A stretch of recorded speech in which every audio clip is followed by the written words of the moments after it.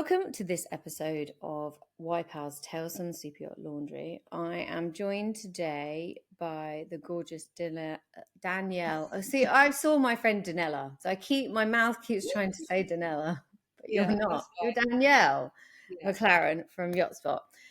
Thank you so much for joining me. How are you doing? Yeah, I'm doing great. Thank you. And thank you for having me.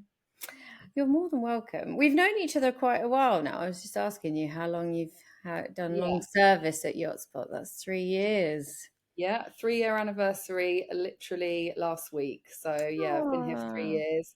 And I think we met probably about 6 months into my journey here. So yeah, you were one of my first female contacts in the industry. Oh, well, I'm glad I didn't put you off. No. Yeah, so obviously for listeners, if you've been on board, know YotSpot. Obviously it's a jobs board app. How do you describe it actually? It's like obviously jobs board app kind of thing. Jobs board website. So yeah, that's how we describe it. Absolutely, jobs board. And yeah, we're very, very fortunate in our position that we are incredibly well known in the industry, and we've kind of become we are the leader, but we've become a name that people recognize and is synonymous with the industry. So that makes part of my job quite easy. That's because you've taken over prime locations. So the board in the Blue Lady and other basically bars around the Mediterranean, where most of us went to see if there was anybody doing jobs, because I'm that old. And recruitment and applying online, like when I started, all recruiters were doing it individually. There wasn't a centralized spot. And then obviously there was the jobs board and the Blue Lady. What you've done is a lot better than the Blue Lady pin board. Yeah. Same principle, but just taking it online. Yeah. Well, there's no drinking. Yeah. That's right. So what truly inspired the launch of the app? Like where did this brainchild come from? Yeah, so it's an interesting story. So both Steve and Daryl were working in the industry separately. Steve, the original founder, was frustrated with how the job market worked, essentially, and dock walking, building your connections, or networking after work, after hours, to try and get your next role. So he felt like there must be an easier way. So created YotSpot, and was great with the visualization of what the business was going to look like, both in terms of like physically actually the website and how it would look, but also how it would work. And he had been, I think it was a couple of years, he'd been kind of building this idea and trying to get it off the ground. And then he had a chance encounter with Daryl in south of France, I believe. And they used to go to the same university and kind of moved in the same friendship circles, but weren't particularly close. And Daryl, who never forgets a face, was like, I know you. Steve was on the phone apparently, and Steve was like, I'm on the phone, mate, like, please leave me alone, I'm trying to have a conversation. Daryl was like, no, I know you, like I wanted to talk. And the rest is history, basically. So then Daryl came aboard, and together they then grew the business really successfully to what it is today. And then they kind of had a bit of a I don't want to say make or break, but it was very much like a turning point about 3 years ago, where they had grown the business to a size where operationally they weren't able to manage it just themselves anymore. So had some business consultation and other things, and had basically made the decision that they needed somebody to come in and help them with operations. So reached out to me. I actually went to school with Daryl. I've worked in the industry before, but had quite a strong background in sort of marketing and business administration, which is kind of the lead areas that they were looking for. So approached me to join. And if I'm being really honest, my first thought was hell no, because I didn't know the industry. and was just very unsure. This is my first role as an MD, so I was probably suffering for a little bit of imposter syndrome as well, potentially. And within 24 hours, it was like a hell yes. I'd thought about it and was like, yeah, I need to give this opportunity a go. So yeah, said that I was interested and came in for various interviews and presentations, and then was very fortunate to get the role. So yeah, been here for the last 3 years. So, like, what were your, obviously, when they said what they were doing in the industry, what put you off? What was it? Um, Do you no, think that? I don't know. There wasn't anything that they were doing that put me off. It was more that I didn't know the industry, that I felt like it was quite a big role. There was obviously I would, maybe had some reservations of working for a friend because the stakes are a lot higher. You don't want to let down one of your friends. Oh, So I think it was just a bit of a sum of everything. But I kind of chatted it through with my boyfriend and a really good friend at the time, and I was like, actually, this is a fantastic opportunity. So yeah, it was purely that, really. It was nothing that they were doing, and because Daryl and I had stayed in touch since we left school and weren't really close, but I understood what the business was doing. I'd remained in contact with him when he was on the boat, so I understood the sort of pitfalls of the lifestyle, and I was very much a friend of his when he met his now wife, and understood the time being apart and all of that kind of thing. So I kind of had a good understanding of the industry and knew how complex it was, and how much goes into it, and I just felt like I didn't have the knowledge for that. So I think that was probably one of my primary reservations, but I'm very glad that well, then I you develop the yachty mindset and go, sod well, it, I'll just yeah, do and actually it. I think I since have hired a mix of industry people and non-industry people, because I think the balance is really important. And I actually feel that in some respects the industry is quite behind. So actually having people that don't come from the industry and aren't like, well, that's what we do, that's the way it always is. If we want to be change makers, then we have to be looking elsewhere. So I think that's important. That's a good point. So explain to people what the industry was doing before YotSpot exists. What is different to the traditional Yeah.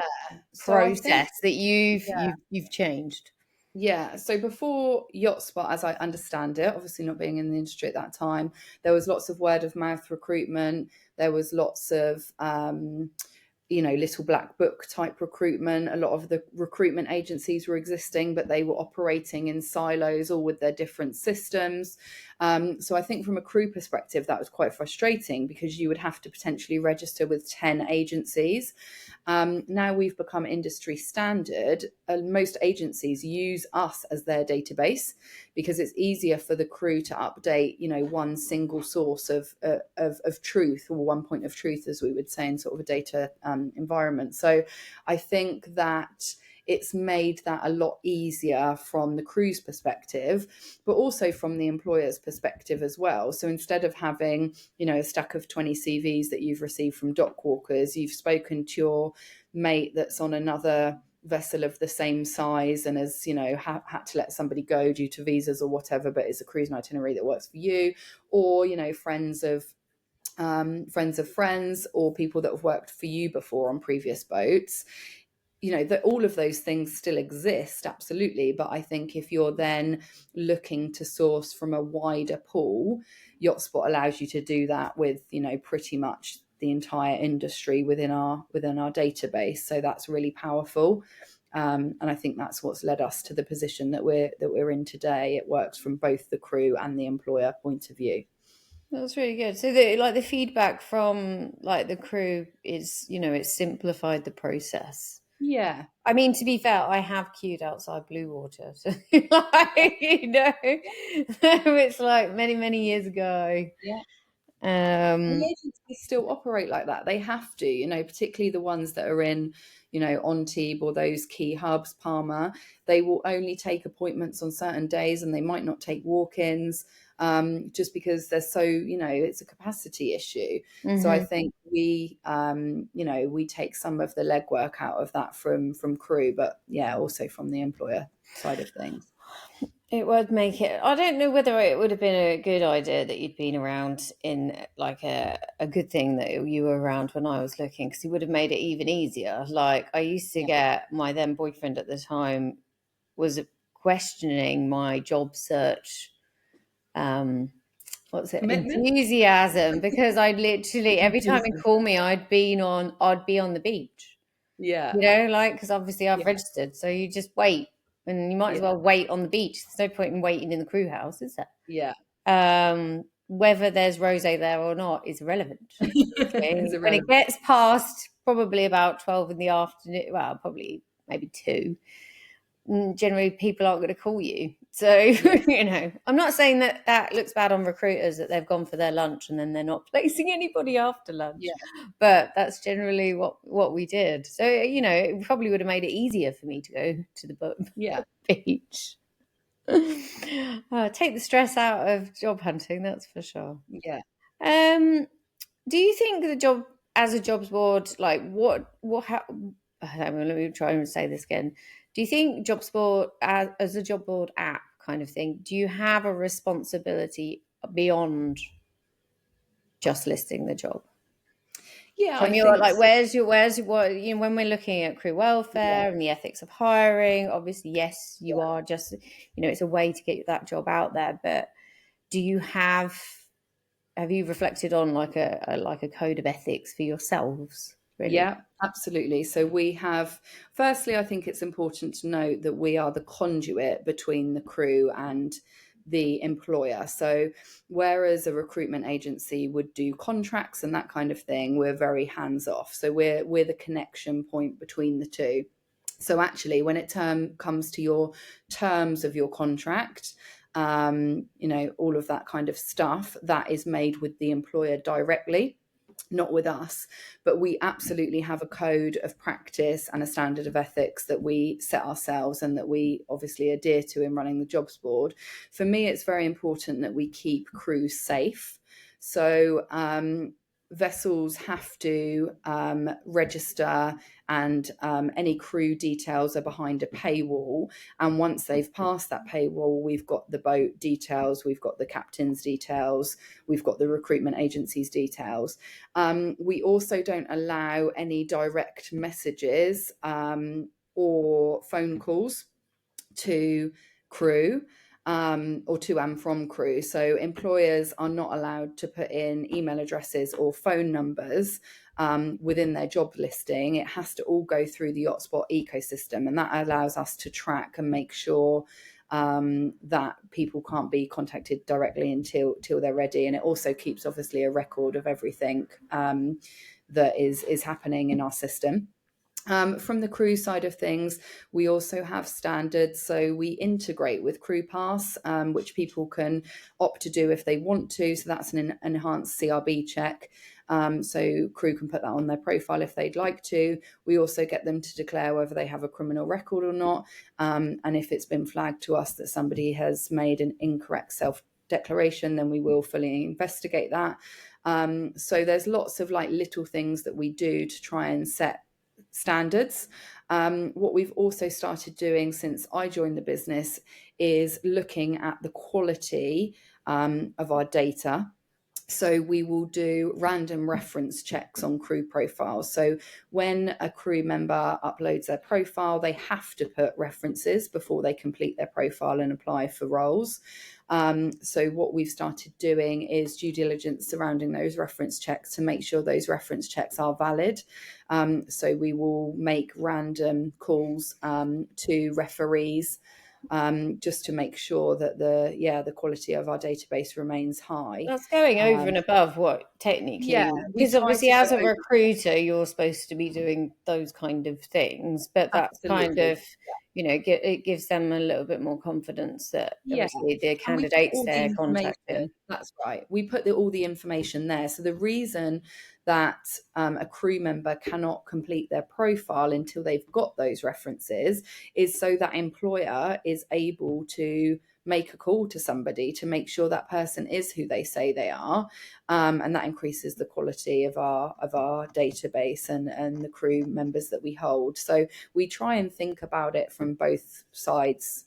What keeps the crew safe and what keeps the employers, ensuring that they're getting good quality candidates. But we always recommend that employers do their due diligence. I wouldn't hire somebody for YotSpot without having sought references and doing potentially my own due diligence if I knew of the person's previous employer, or maybe I've seen that we've got a mutual friend on Facebook or a mutual connection on LinkedIn. It's about doing that research as well. So yeah, the onus is on the employer to do that, but we provide them with as many tools as we can. Well, there's been quite a few, especially of late, like high profile cases where obviously individuals that have got terrible track records, especially when it Yeah. comes to women and violence, but still managing to go through, have references, get jobs. It's quite, I suppose it's one of the things with the industry that you still can get a job through a mate, Yeah. within it. Not everybody has to go through like somebody like yourselves, but the more obviously the stuff that you do, and obviously crew pass is amazing. But again, with crew pass, we need to get to a tipping point that there's more people doing it and calling for a standard Yeah. than not. At the end of um the day, if you're hiring somebody, and particularly if you're hiring somebody on a vessel that's in living in close proximity to other people, you absolutely need to be getting a background check, whether that's through Crew Pass or through another provider. It's absolutely imperative. And also, I think it's really important that if people have experienced bad behavior at the hands of another individual, they must take it to the relevant authorities, because we unfortunately get people that are saying that, notify us that somebody's on their database that they've, been at the hands of domestic abuse from. And it's like, okay, that's fine, but we're not a court, we're not a judge and jury. So if it's one word against another, that's really, really difficult it's so to strike tricky. the right balance. So if Yeah. we have somebody that is making an allegation of somebody, we check it out legally, of course. If there's nothing legal, we always say to that individual that's reported it, you must go to the authority in your relevant jurisdiction, you must report it to the MCA, you must go through all of those official legal steps, which can seem even more traumatic at the time, but it's really, really important, because that is the way Because that I imagine purpose from a are going to be. data protection perspective, you can't do anything unless there's evidence and confirmation of what they're Exactly. being. You're kind of stuck. There is Yeah. no legal way. You could, if you did act on what they said, and it's there's no way of proving it, you could end up being Yeah. sued. Yes. Which is tricky because I imagine that especially from a female's perspective, then 99.9% of the time, they're trying to do the right thing because it is actually true. But Yeah. unfortunately, the system doesn't work like that. Yeah. If you think about that kind of statistics, though, that 99.9% of the time, someone's trying to do the right thing, but then especially in the UK, only 1% of all Yeah. cases even get to court. Yeah. The odds aren't in our favor, but the law, like you said, the law is the law. Your Yeah. hands are tied. Yeah. And the um law is designed to protect you. And I've actually had personal experience of this. And I had to go down that route at one point in my life, sadly. And I got out of it exactly what I needed to break the circuit. So it is really important that that happens. And I just urge people to seek the relevant help. it's not from your jobs board, it's from the relevant authorities. The law is set up for a reason. So I know how difficult it is, but that has to happen. Yeah, I mean, at the time, like I said, it might seem unfair, but companies are backed into a corner, and that's not obviously just you. It's extended to management companies as well, facing the same kind of things. It has to be proven necessarily.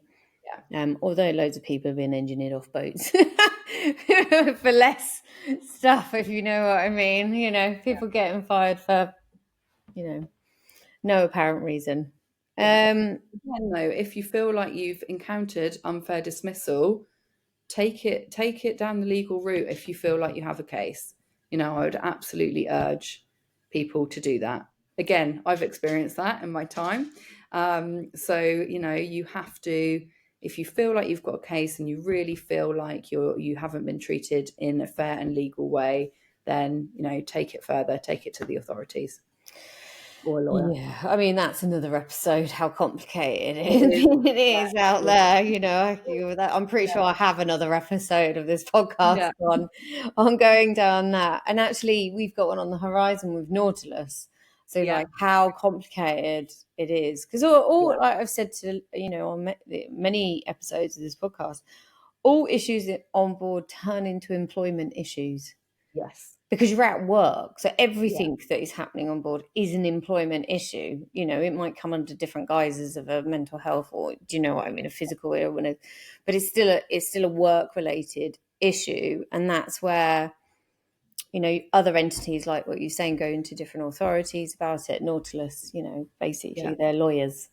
I would make sure I've always got a lawyer in my back pocket for any moment. That's me talking to my previous self, because if I'd known and understood properly, I would have made sure that I kept my subscription up for that, because that does give you the opportunity, if a situation does arise, you can and have got the backing to then fight your corner a little bit. But if you haven't got that, then that's where we end up in this doom loop of bad boats and bad situations, because nobody's actually in the best position to kind of fight back. They just go, well, life's too short, I'll just get another boat, kind of thing. From your perspective, so with a crew member ending up on board a vessel that might be toxic or unsafe or whatever, as YotSpot, what you will just kind of always direct them to the right support network, or how do you guys approach it?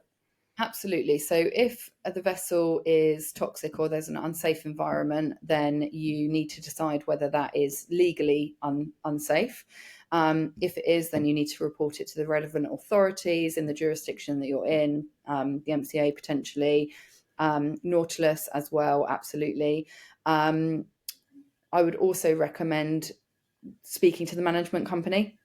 Absolutely, that kind of applies to everything. If it's toxic environment, then speaking to the relevant HOD or the captain, if it's not coming from the captain. And I think also for us, we will always make a record. If there's nothing legal, then we make a note on the system. Obviously, we can't be involved in debates about toxic behavior. That is very much something that needs to be dealt with by the employer themselves.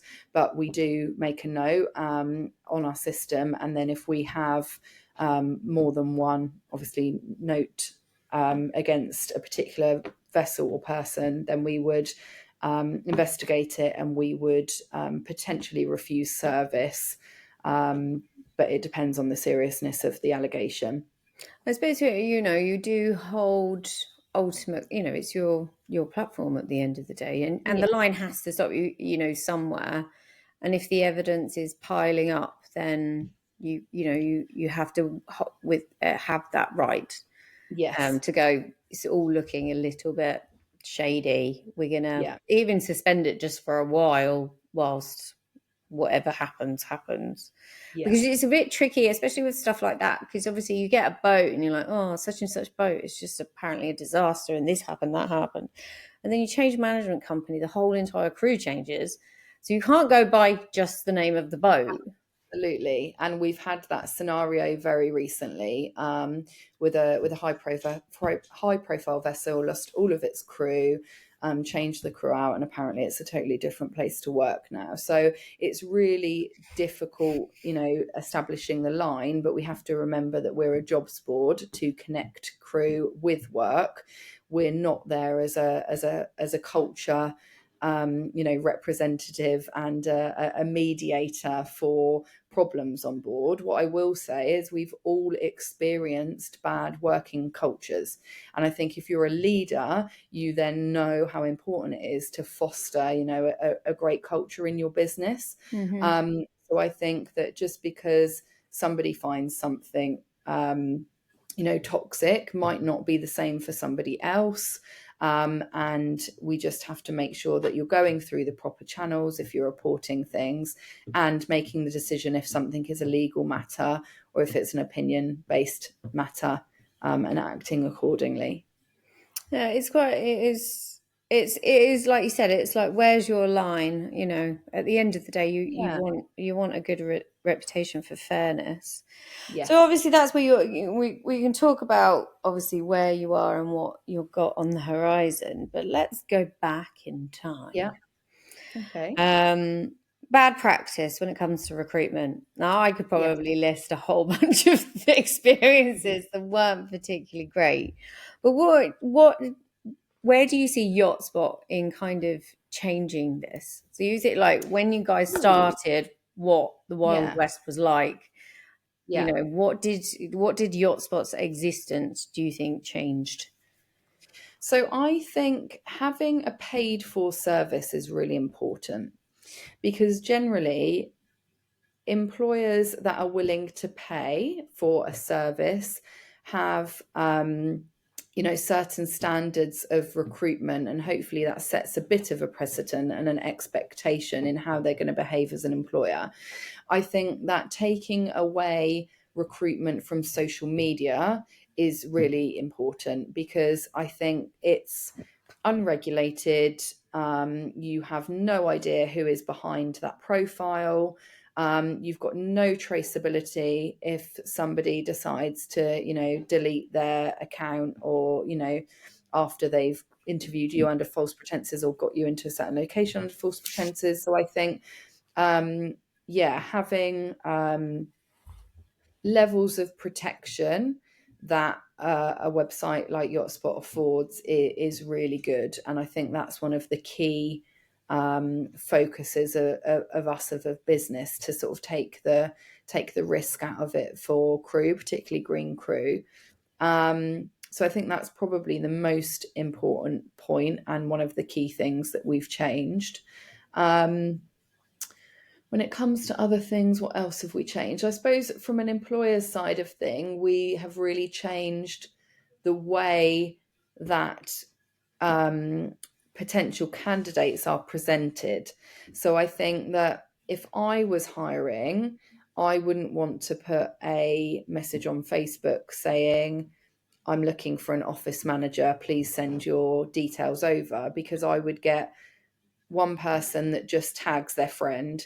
I would get another person that sends me a DM. I'd get another person that sends a DM but goes to another's box. I'd get somebody that says, I'm looking for a job. I'd get another person that would list out all of their experience and qualifications on the post. So then trying to compare those candidates, and their credibility is really, really tricky. And you have to do a lot of chasing yourself. Whereas I think with YotSpot, you're receiving applications in a very formulaic way, all in the same place, all with the opportunity to send a cover letter, all have to have a CV, all have to have 2 referees at minimum. You've got CRB check information on there. So I think that helps to regulate and standardize as well. And create Um, a fairer playing field, I suppose. Because have yeah, you ever, like traditionally, recruitment companies play favorites, prioritize yes, candidates, yeah, I think you're right. Yeah, so I think, allowing a fairer playing field, and one that is based on competencies and experience as well. Because I think the way that our system works from an employer side of things is the employers, if they post a role and they get 100 applications, let's say, they are able to filter those applications based on their need. So actually, if you are meeting the criteria for that role and what that employer is looking for, then you're going to appear in that list and you've got that confidence. So I think that I think that really helps, but from both the employer and the crew side of things, because like you say, it's a fairer playing field. You know that your DM that's you sent to them 5 days ago, you have got no idea whether that's been read or not. Whereas with YotSpot, you are applying directly to that recruiter, whether it be the boat directly, a recruitment agency, or a management company. And you also know if you're applying to the boat directly or a management company or recruitment agency based on whether you can see logos or not. So as a candidate, you've got a good insight into who you're going to. Not obviously the details of the boat, because they remain private until the captain or HOD is willing to reveal. But yeah, you've got confidence that you're actually going to a legitimate vessel. So, back in the day, you must know a few stories about recruiters being completely wild. I mean, I don't think it's, even since I was there, it has professionalized a lot, but it wasn't like that. Yeah. Back in the day. Yeah. I think that now there's so many recruitment agencies opening up all the time. Everybody reckons they can do it. Yeah. And we're generally one of the first ports of call for those recruitment agencies because they need a database. So we, probably get best line of sight of that, to be honest. So I think that actually crew have got, and employers that use recruitment agencies have got quite a lot of choice now. So I think bad behaviour, it still exists. I heard an absolute horror story yesterday. We hear of them all the time. But I think people are a lot more aware these days. Reputation spreads quicker. What the social media is great for is the name and shame type stuff that people can call out that bad behaviour. So I think that hopefully that raises the standards in the right way. I don't agree with all of the posts on there, of course, but I think that people talk. The industry is still very small, so people talk amongst themselves, and reputation does spread, or word does spread quite quickly if people are behaving really badly. So I'm hoping that we see those ones that kind of don't behave well filtering out. God, what's the most stupid story you've heard? I mean, because recruiters, anybody could give it a shot. No sales experience, no telephone experience. They'd just give you a crack. Only obviously the pay would have been shocking, and you would have been just like on 100% commission. Yeah. I mean, we had somebody recently, a recruitment agency client, that hadn't done background checks. So, and they were sort of phoning us to say, and told us that they hadn't done background checks. And I'm like, what? That's your job as a recruiter. So otherwise they're like relying on you too much. Themselves and found somebody and not done their due diligence. So that really, really surprised me and disappointed me. In terms of crazy stories, we did have somebody that the owner wanted a person with a particular birth date.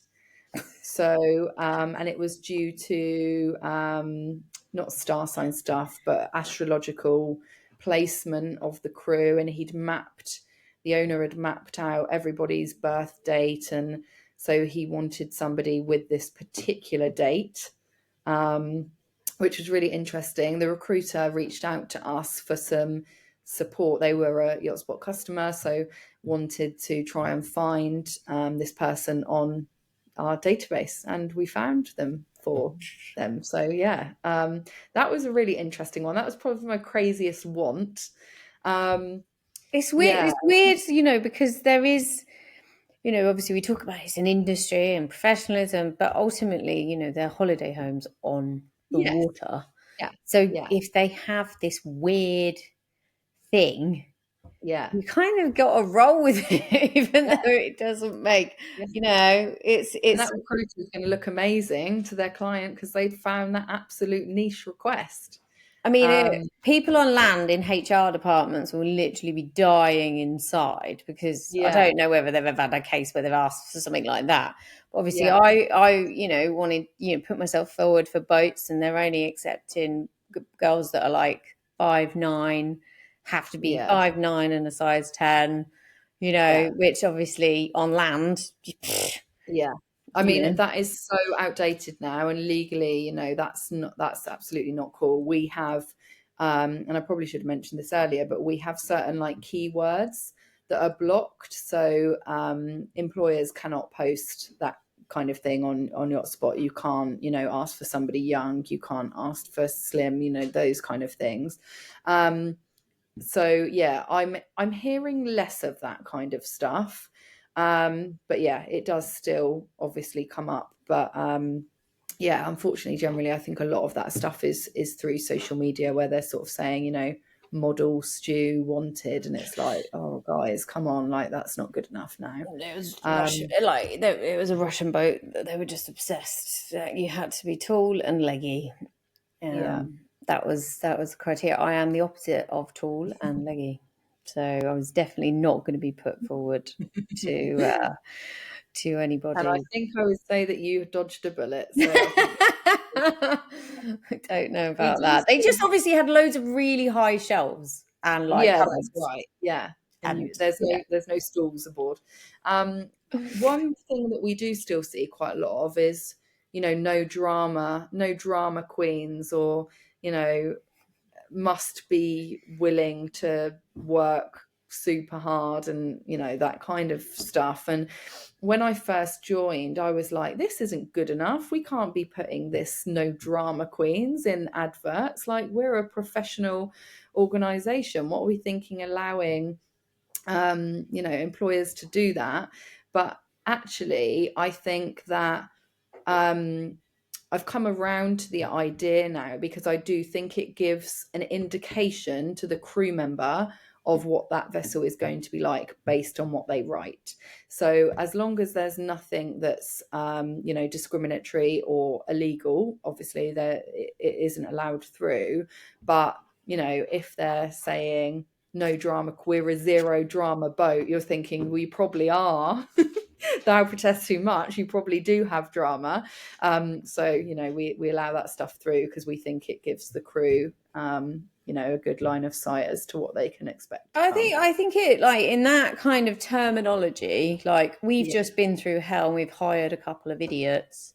We're not up for it anymore. So you really have to be focused, hardworking, but kind of, rather than saying that, they've literally gone, don't bring the drama to the boat. Like, this is not a fun boat right now. Come work hard, we'll all be fine, kind of thing. So yeah, reading between the lines, I think you do, you can. And I think, we're going back to like, the 5'9" and, slim and stuff like that. I think they just get a bit cleverer about doing it. I do think within the industry, it's all about, boats are about image at the end of the day. And that's all. I don't think that's ever going to go away. That is always going to be a factor.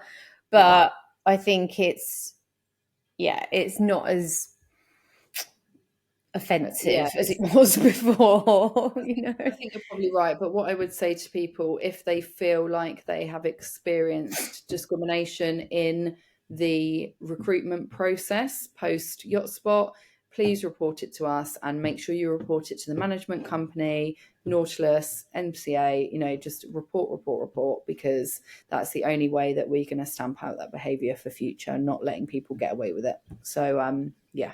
Do you think like using your app kind of gives more control to crew? And more control of their careers, kind of thing? Like, because it is, back in, like you said, you could have gone in the Blue Lady and you were there at the right time to speak to the right person, and there you go. But obviously, if it is more structured, then there is more of a chance of actually building a solid career. Yeah, definitely. I think that the time that you can cover by spending a couple of hours on YotSpot versus, dot walking for a couple of hours. It's like insane, isn't it? In 2 hours, how many jobs could you apply for? It's like almost infinite. So I think that's one thing. I also think keeping track of all your applications is really handy. Keeping track of the cover notes you've sent, making sure that you're following up on the opportunities where possible. So I think it takes a lot of work out, legwork out of it. And I think also going back to the point earlier where we're talking about us being like industry standard, having everything in one place.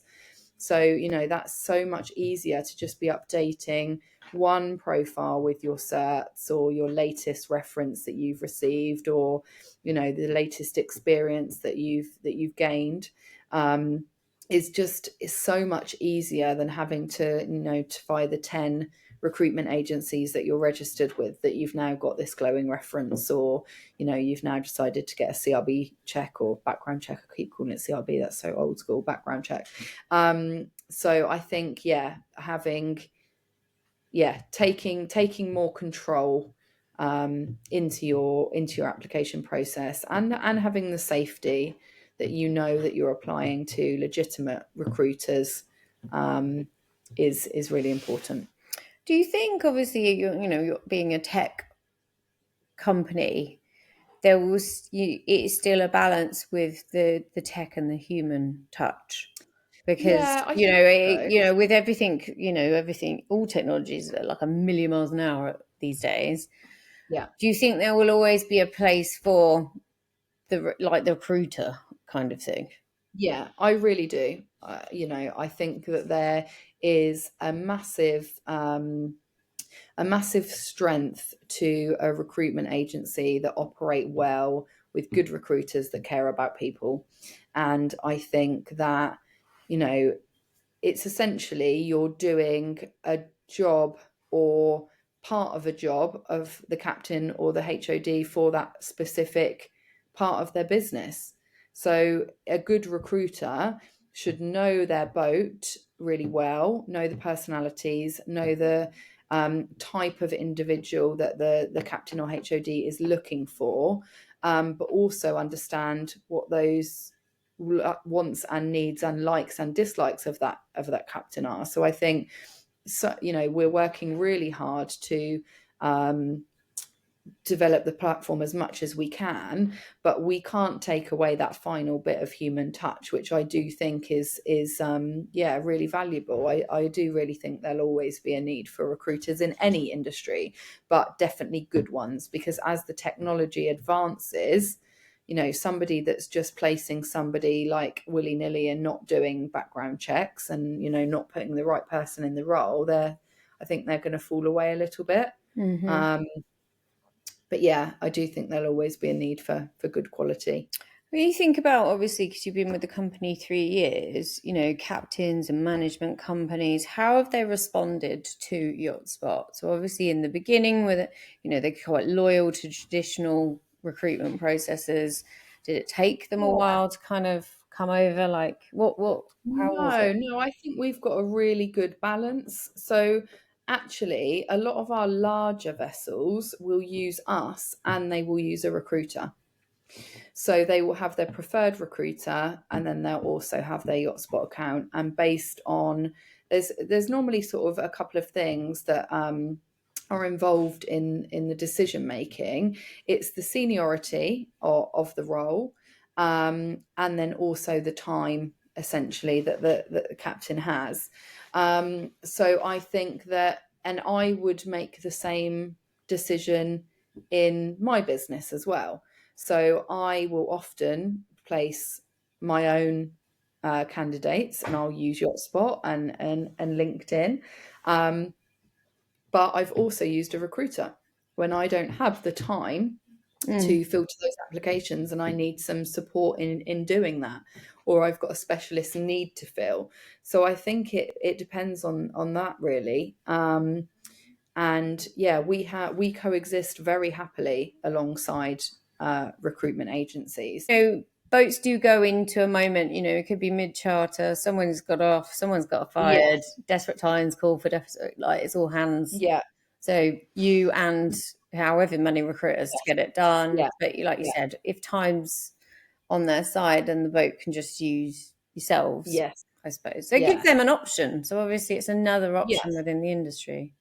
I think also it depends on like if they've lost somebody, so say they've gone to Palma and they're there for a week and they lose someone on the last day before they're due to move, and it's a Sunday and they're leaving tomorrow, they're probably going to use YotSpot because they need to have somebody there that afternoon or certainly the next day. They make a call to a recruiter on Sunday. Not all of them work. Some of them do. Maybe the sort of younger companies that are willing to impress, but a lot of the larger ones might not pick up the phone. So they're probably not going to get you somebody there the same day.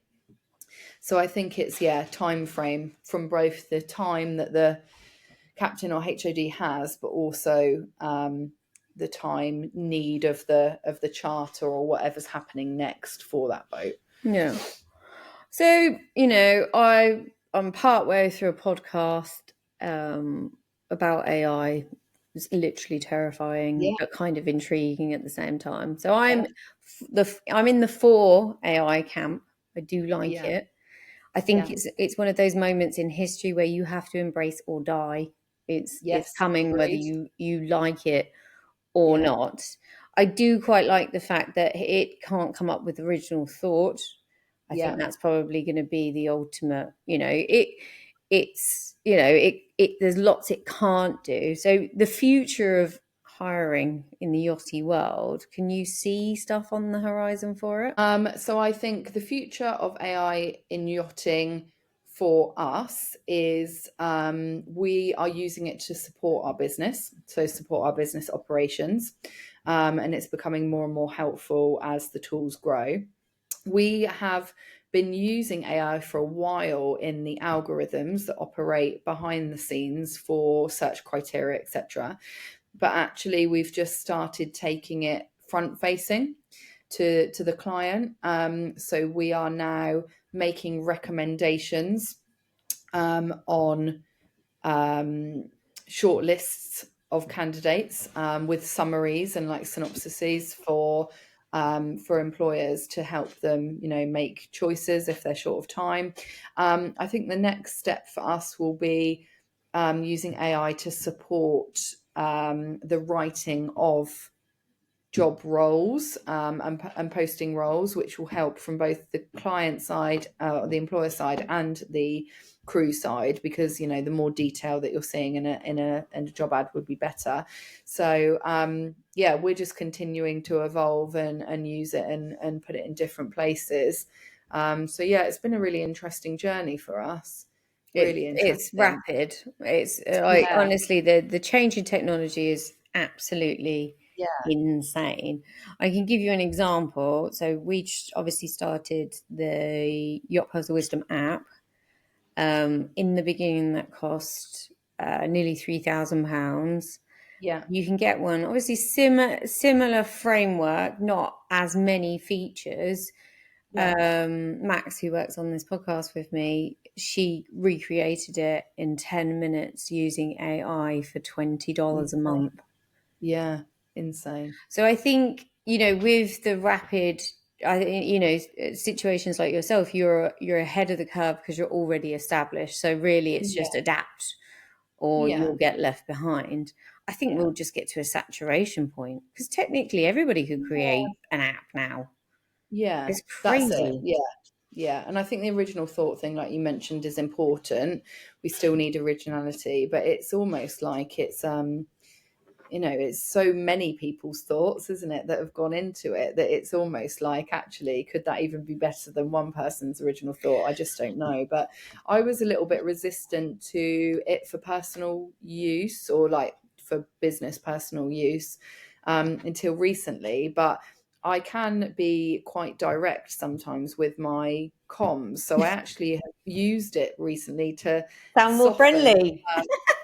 soften a couple of emails, and it's really worked well for me. And then I use Excel a lot, but I'm not an Excel whiz by any stretch. And when I need to do something that I don't know how to do, I feel like I can never ask Google the right question or phrase it correctly to get the answer that I want. So then I end up looking at 5 different links and none of them are right and I don't get to the point.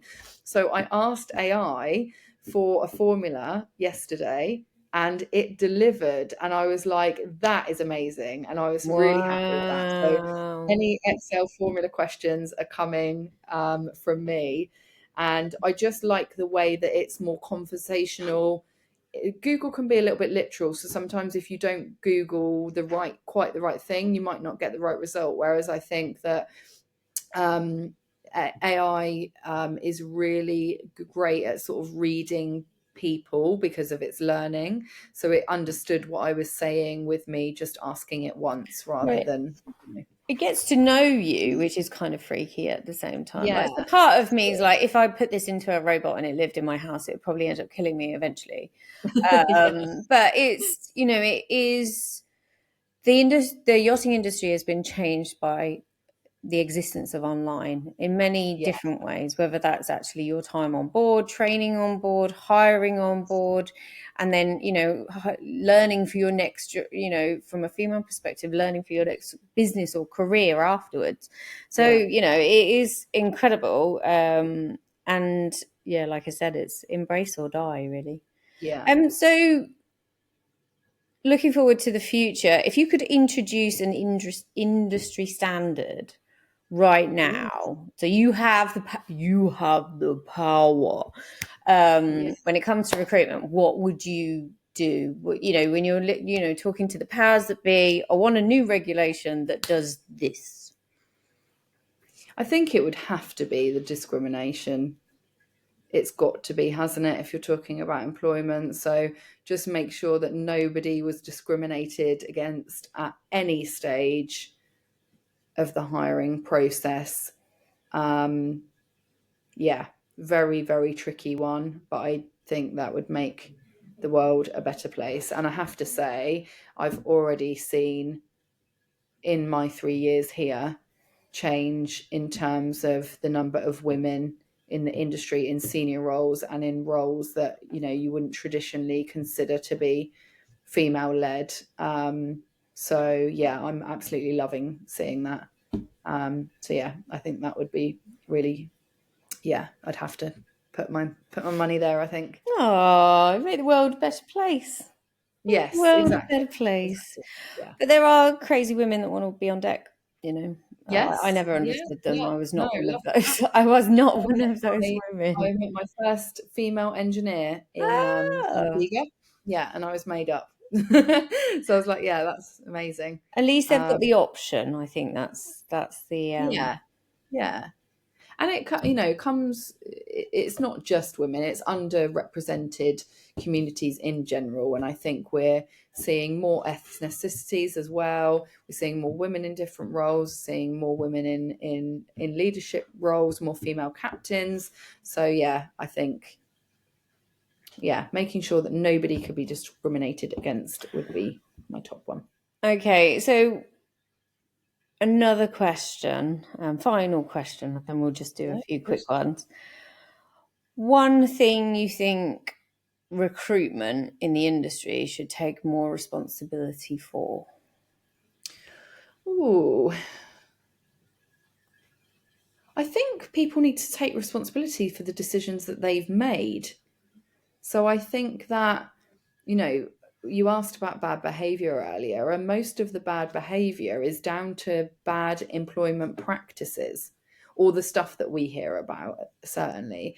So I think taking the responsibility for the actions that you have taken, and that could apply to anything. So that could apply to you hiring somebody and you haven't checked their references and they turn out to be not great. It could be you reporting to YotSpot that somebody has abused you but you haven't reported it legally or taken steps there.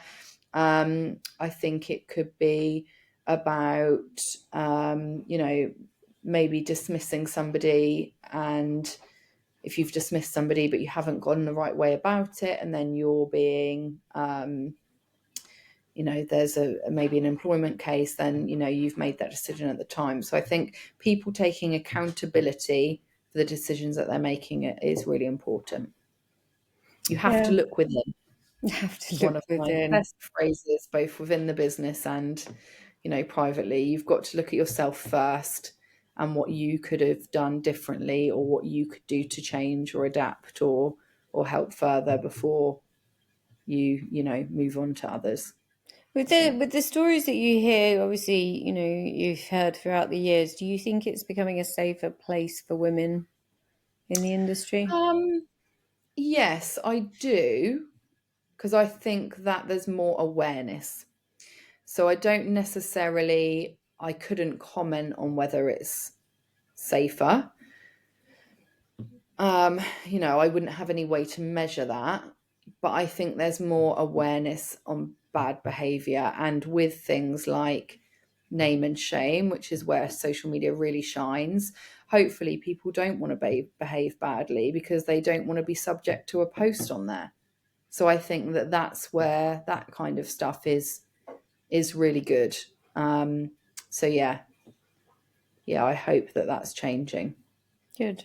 Right. Before we finish up, as I normally ask about a crazy question, a crazy story about their time on board, but you haven't been on Right. board.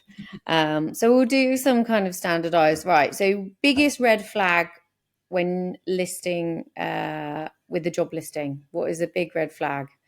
If someone's Oh, listed a job and if it's got what in it that it may be a yeah. red flag. Okay. So for me, biggest red flag absolutely would be somebody specifying that you have to be a certain age. But if our platform is working correctly, they will be blocked for posting that role. So you should never see that. But that would be my absolute biggest red flag, and that would go for any job. So jobs on boats, jobs on land.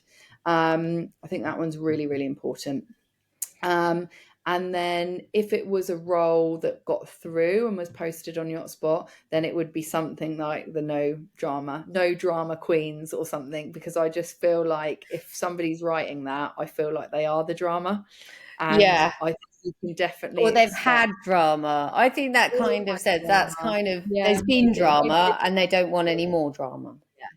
If I had drama though in our workplace, the last thing I would be writing in my next job ad is no drama queens. I would be focusing on that it was a professional professional and high output place to work. I would not be saying no drama queens. So that would be my red flag, I think.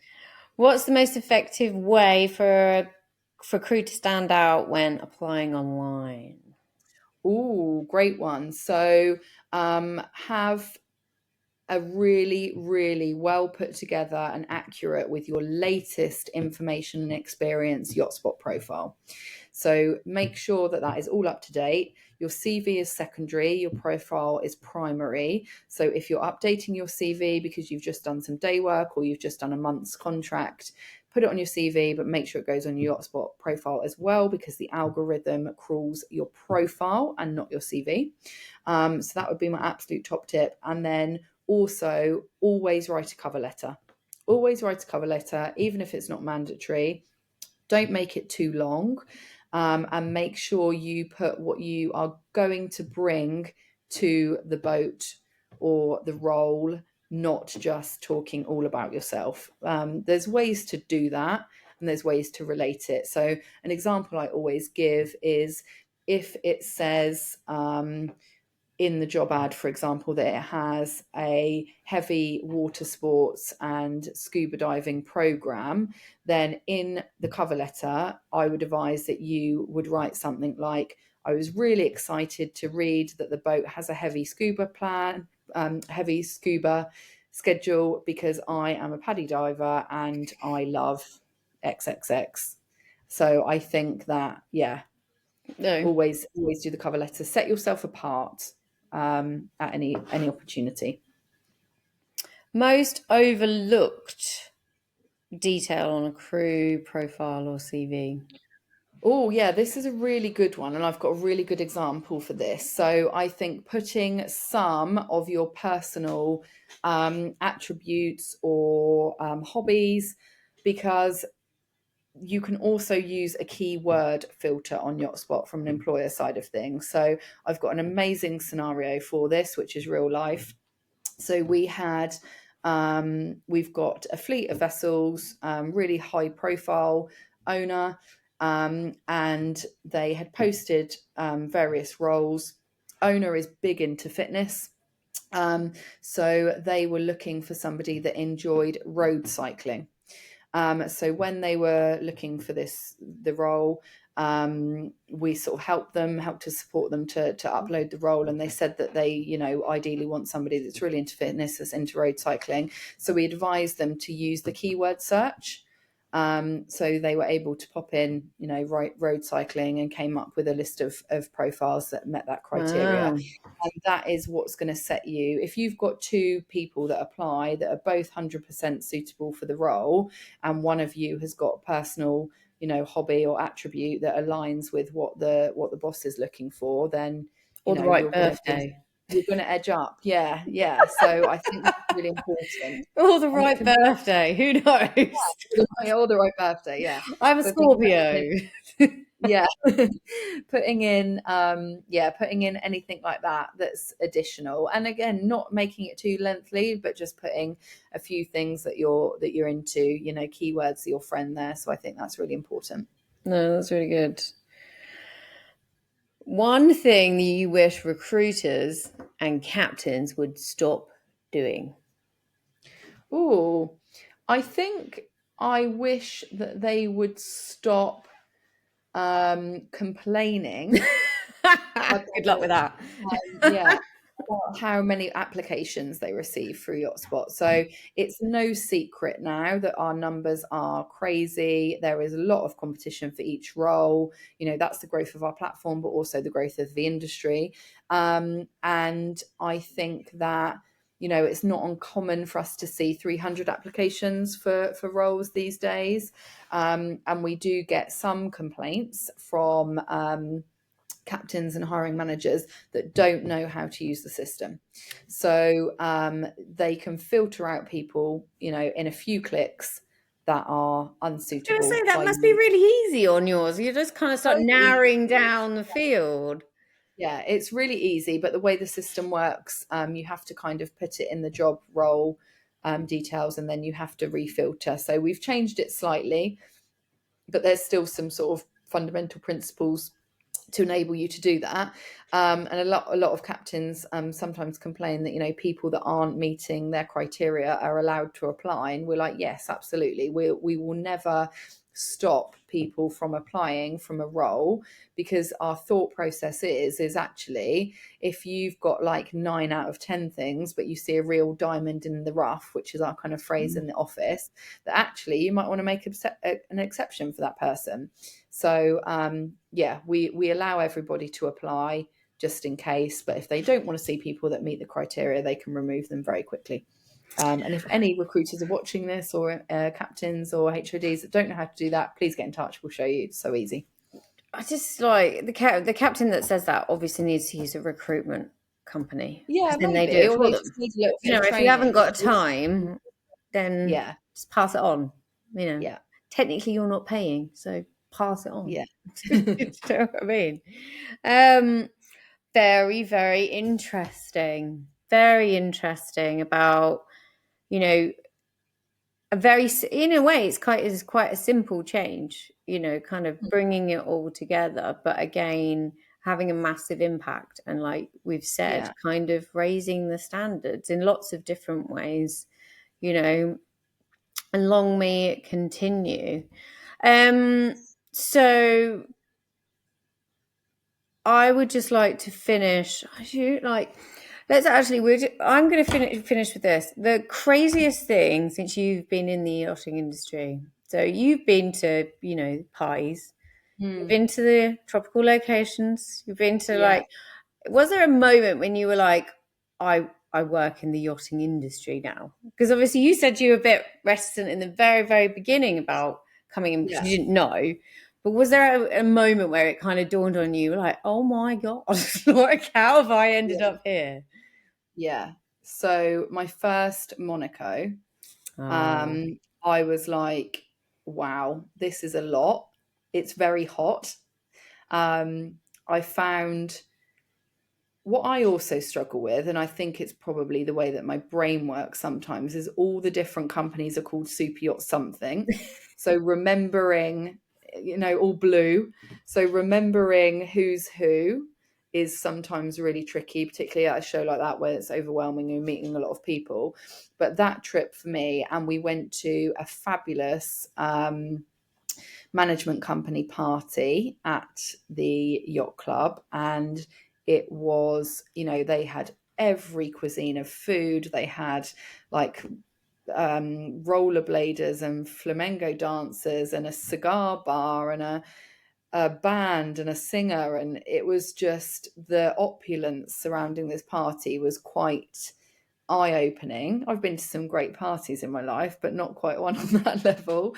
And I remember just being like, wow. And then they had the projector screen of how many how many millions of euros, I guess it was probably, and I can't remember now, but was under management. And I was just like, wow, this is big. it's big. And I remember just thinking that was like probably the most opulent party I've ever and ever will go to, I think. Well, there's still Yeah. potential. You got this year's Monaco. Yeah. Thank you so much for coming on. I really appreciate talking to you. And like I said, just the existence of YotSpot has changed, the face of the industry in a lot of ways. You're kind of, I know you call yourself a conduit, but it is a filter in a way. It is filtering, and another pair of eyes just going, oh, what's going on there? Do you know what I mean? Another Yeah. layer of accountability Yeah. to create, the responsibility of management companies and captains and stuff to actually do the right thing, raise their game. So I Yeah. do think it's better with you in the world. Thanks. We'll Um, keep up the good work then. huh? We'll keep up the good work No, then. yes, you should. But I think we might. I've got a couple of ideas that I'll run past you at a later time about Okay. another episode to kind of dig into, because your perspective on what's going on, although you don't get involved with some of the stuff that goes on, especially about crew welfare, would be Yeah. quite interesting. Yep. I'd love to have you on. So thank you very much Yeah. for joining us on this episode. Thank you. Dear listener, if you're listening and you've enjoyed this episode, more to come. And obviously, YotSpot, I couldn't recommend them highly enough. If you're out there at the moment in the slog of trying to find a job, I hope Danielle has given you some ideas on how to make your profile a bit better, even on the YotSpot platform. But I'm sure if you contacted them in some way, they would probably help you out as well. Absolutely. Yeah. Until the next time, we'll speak again soon.